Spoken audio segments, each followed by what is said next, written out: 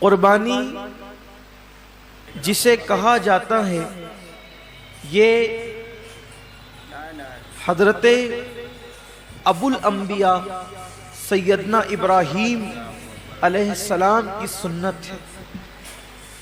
ویسے تو جب سے اللہ تعالیٰ نے حضرت انسان کو پیدا کیا ہے اسی دن سے قربانی کا سلسلہ ہے، اور یہ جو قربانی ہے گویا کہ یہ بندوں کا امتحان ہے، اللہ کی طرف سے بندوں کا امتحان ہے کہ بندہ جان، مال اور اولاد میں ان سے زیادہ پیار کرتا ہے یا مجھ سے زیادہ پیار کرتا ہے۔ یہ امتحان ہے اللہ کی طرف سے، آزمائش ہے۔ قربانی کے متعلق سوال ہوا جب اللہ کے رسول صلی اللہ علیہ وآلہ وسلم سے کہ یا رسول اللہ صلی اللہ علیہ وآلہ وسلم یہ قربانی کیا ہے، تو آقا کریم رؤوف الرحیم صلی اللہ علیہ وآلہ وسلم نے ارشاد فرمایا کہ یہ تمہارے باپ ابراہیم علیہ السلام کی سنت ہے، اور اس میں ہر بال کے بدلے میں اللہ تبارک و تعالیٰ تمہیں نیکی عطا فرماتا ہے، اور جب پہلا قطرہ خون کا زمین پہ گرتا ہے تو اللہ قربانی کرنے والے کے گناہوں کو معاف فرما دیتا ہے۔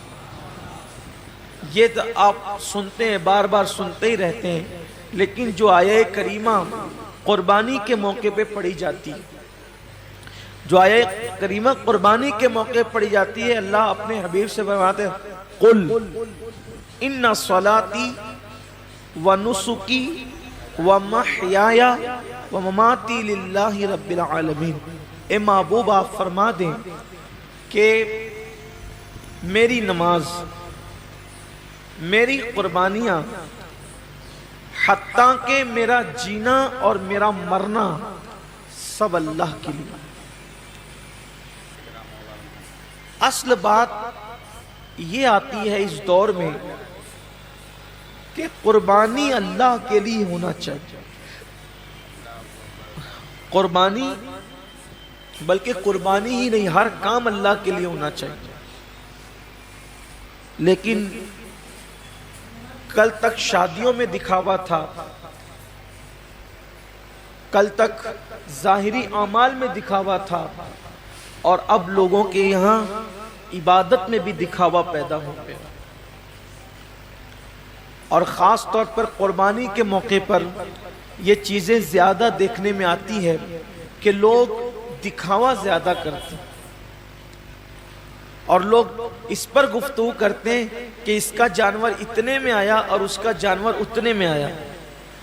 آپ جانور کتنے کا لاتے ہیں یہ اللہ کے نزدیک اہم نہیں ہے، آپ جانور کتنے کا لاتے ہیں یہ اللہ کے نزدیک اہم نہیں ہے، آپ جانور کیوں لا رہے ہیں یہ اللہ کے نزدیک اہم ہے۔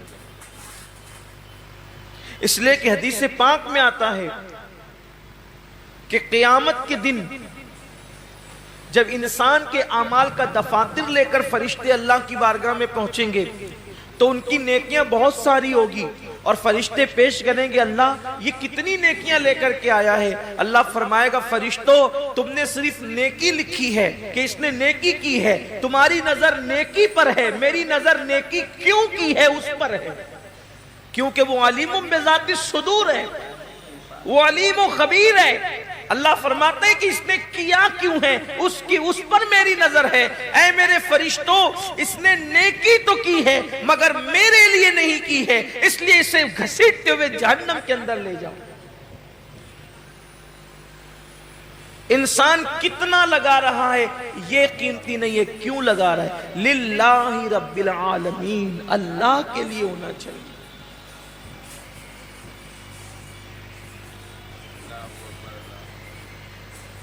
ایک مقام پر قرآن کہتا ہے کہ اللہ کے بارگاہ میں تمہارا خون اور گوشت نہیں پہنچتا قربانی کا۔ سورہ حج میں اللہ کا ارشاد ہے کہ تمہارا گوشت اور خون اللہ تک نہیں پہنچتا، اللہ تک تو تمہاری دلوں کی نیتیں پہنچتی ہیں، تمہارے دلوں کا تقوی پہنچتا ہے۔ میرے پیارے آقا صلی اللہ علیہ وسلم کے پیارے دیوانوں، آج کل قربانی الا ماشاءاللہ اس لیے بھی لوگ کرتے ہیں کہ گوشت کھانے ملے گا،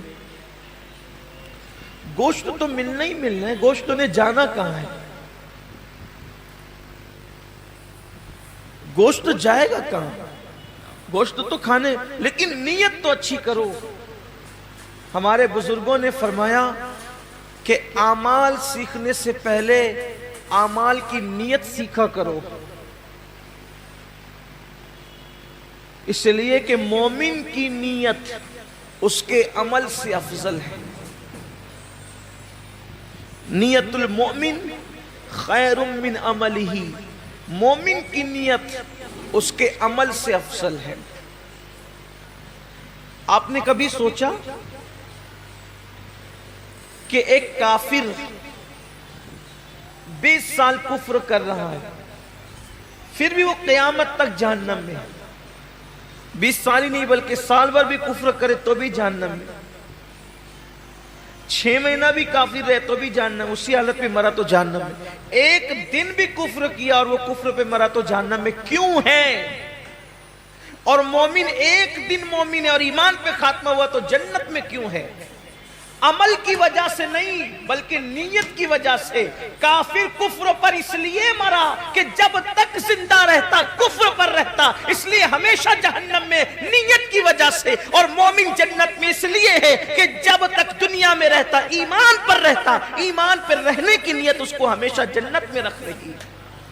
یہ انسان کی نیت کی اہمیت ہے، یہ انسان کی نیت کی اہمیت ہے کہ رہا تو ایک دن ایمان پر مگر نیت بھی ہمیشہ ایمان پر رہے گا، اس لیے ہمیشہ کی ایمان پر رہنے کی نیت اس کو ہمیشہ جنت میں رکھے گی، اور اس کو ہمیشہ کفر پر رہنے کی نیت اس کو ہمیشہ جہنم کے اندر رکھے گی۔ پتہ چلا کہ نیتوں پر اجر ملتا ہے۔